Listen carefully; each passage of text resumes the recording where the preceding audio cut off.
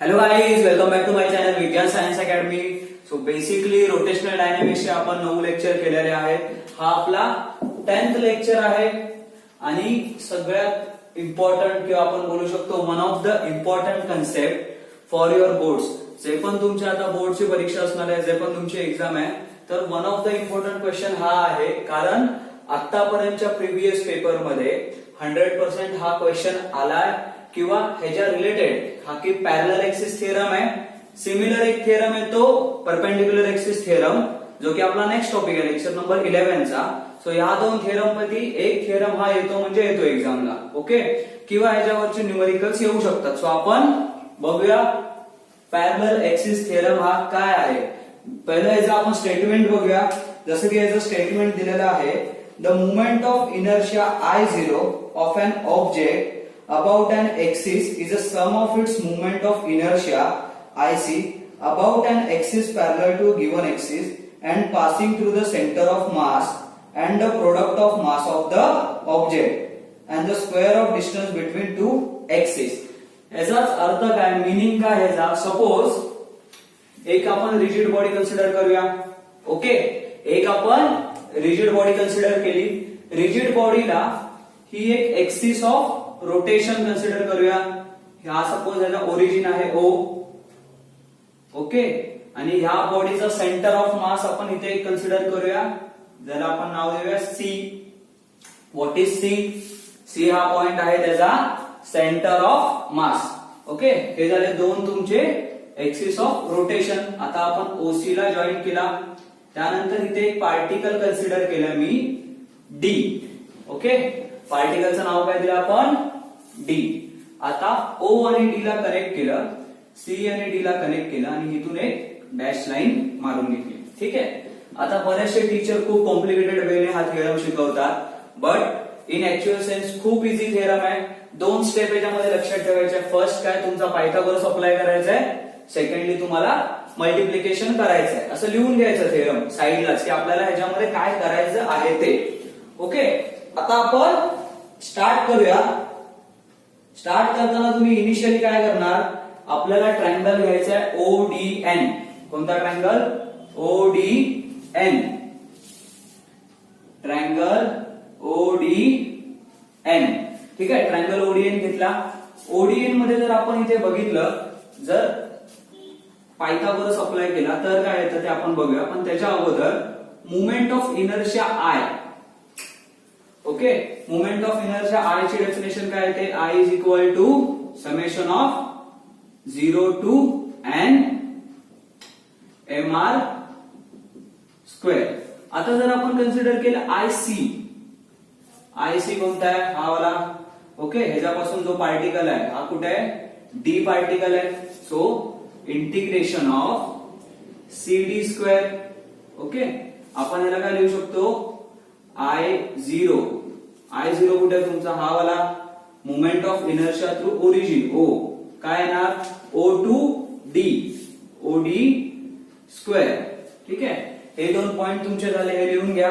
आता ह्याच्यानंतर in triangle ODN triangle बघा, ODN. पायथागोरस अप्लाय करूया. काय येणार? पायथागोरस अप्लाय केलं की OD स्क्वेअर is equal to ON square plus ND square. ठीक आहे, OD स्क्वेअर is equal to ON square plus ND square. ठीक आहे. आता जर मी ON स्क्वेअर चेक केला, O2N, तर ON स्क्वेअर हा तुमचा 2 ह्याच्यामध्ये मल्टिप्लाय झालेला आहे. फर्स्ट O2C म्हणजे OC प्लस C2N. ओके, नंतर ND square. So A plus B the whole square. काय ना formula? A square plus 2AB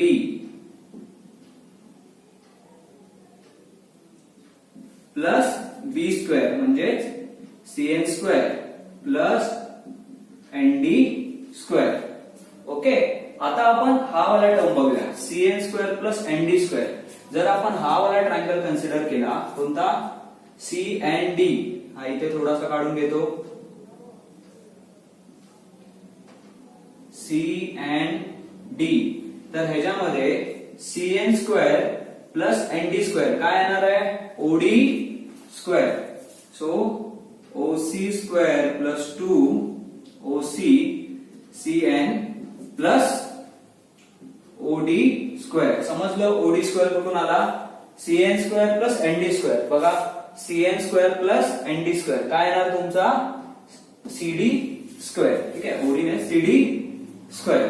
okay, तर हे झालं आपलं पायथागोरस आपण सॉल्व्ह केला. आता आपल्याला काय करायचं आहे, व्हॅल्यू सबस्टिट्यूट करायचे. आता जर आपण व्हॅल्यू सबस्टिट्यूट केल्या, OC स्क्वेअर बघा, OC दिसतोय, O टू C काय डिस्टन्स आहे तुमचं, H square plus 2O to C, O to C काय आलं तुमचं H. CN असं ठेवूया plus CD square, CD square. ठीक आहे, प्लस तुमचा झाला CD स्क्वेअर. आता हा जो टर्म आहे, हा टर्म काय आला आपला OD स्क्वेअर. तो एक जो पार्ट आहे आपला फर्स्ट पायथागोरस, हा आता आपल्या इथे कम्प्लीट झाला. ठीक आहे, सो आता सेकंड आपण काय करणार, फर्स्ट पार्ट जो पायथागोरस अप्लाय केला तो कम्प्लीट झाला. सेकंड आपल्याला काय करायचं आहे, मल्टिप्लिकेशन बाय DM. ठीक आहे, सो मल्टिप्लाय करायचं आणि इंटिग्रेट करायचंय. आता ज्या वेळेला आपण इथे लिहितो IC is equal to CD square into DM, mass of the particle इथे मल्टिप्लाय होतो. ओके, तो टर्म लिहायचा बाकी होता. आता आपण ह्या इक्वेशनला मल्टिप्लाय करूया DM आणि इंटिग्रेट करूया. ठीक आहे, इथे लिहून घेऊया, बाय मल्टिप्लाइंग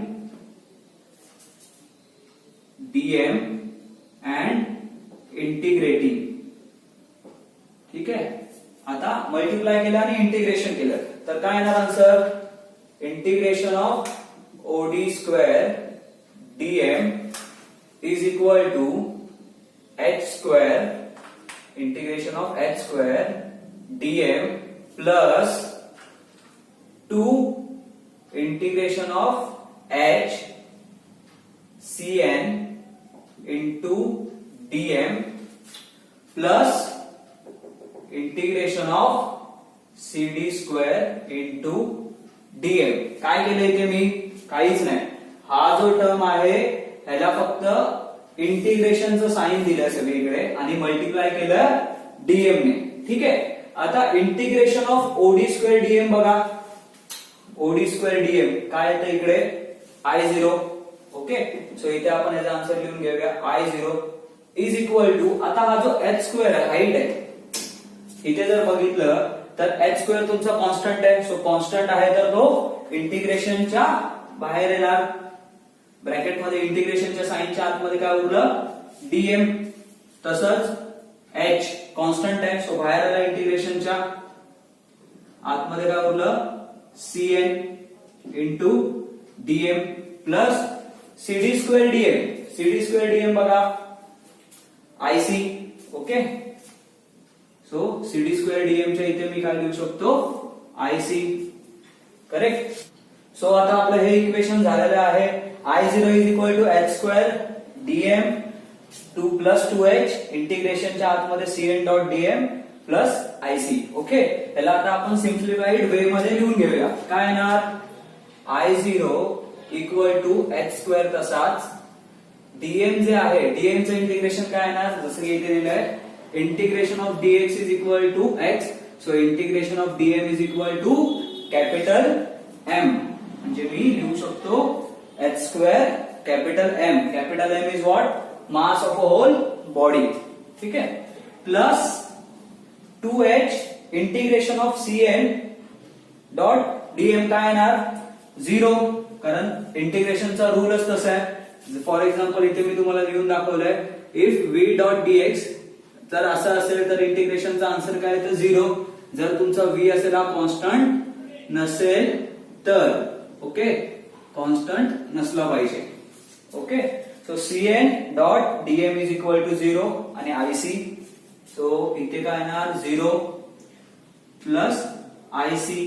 म्हणजे जर आपण हे इक्वेशन इथे लिहून घेतलं I0 is equal to IC plus MH square. Okay, I0 is equal to IC plus MH square. आता आपण जर इक्वेशन बघितलं, व्हॉट इज I0? I0 म्हणजे moment of inertia passing through and origin. ठीक आहे, एक ओरिजिन मधून पास झाली तर ती किती असणार, हे मोमेंट ऑफ इनर्शिया किती असणार, तर it is equal to moment of inertia passing through centre of mass. ठीक आहे, ही जी एक्सिस ऑफ रोटेशन आहे सेंटर ऑफ मासच्या अराउंड प्लस mh स्क्वेअर म्हणजे मास ऑफ अ बॉडी आणि हे जे डिस्टन्स आहे h तेवढं.